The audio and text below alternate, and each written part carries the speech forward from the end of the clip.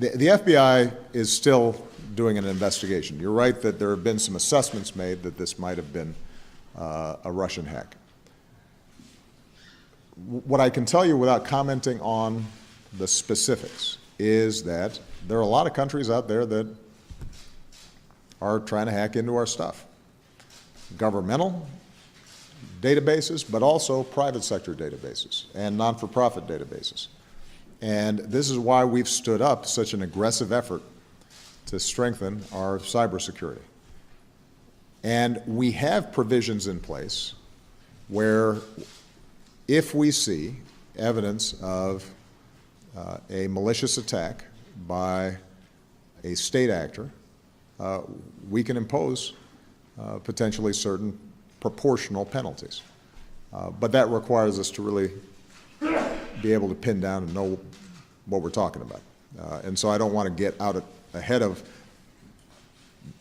the legal evidence and facts that we may have in order to make those kinds of decisions. More broadly, we're trying to promote international norms and rules that say there's certain things that states should not be doing to each other when it comes to cyber attacks. There's certain things that are out of bounds. And those norms, I think, are going to slowly build and get more adherence over time, but it's, we're still early in the process.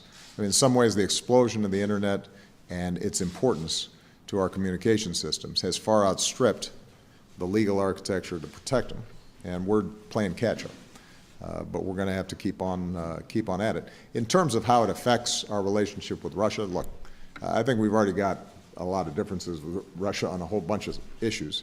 But I think that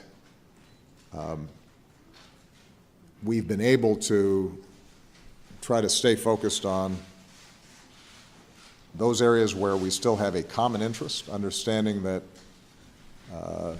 we have deep disagreements on issues like Ukraine, but perhaps, potentially, we have an interest in bringing an end to violence in Syria. How do we balance those issues? That's pretty standard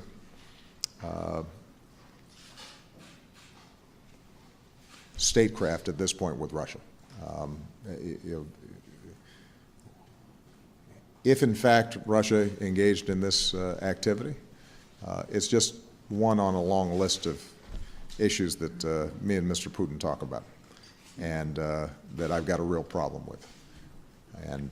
And so I don't think that it wildly swings what is a tough, difficult relationship that we have with Russia right now. But it's not going to stop us from still trying to pursue solutions so that we can, for example, implement the Minsk Agreement and get Russia and those separatists to lay down arms and stop bullying Ukraine. That's not going to stop us from trying to make sure that we can bring a political transition inside of Syria that can end the hardship there.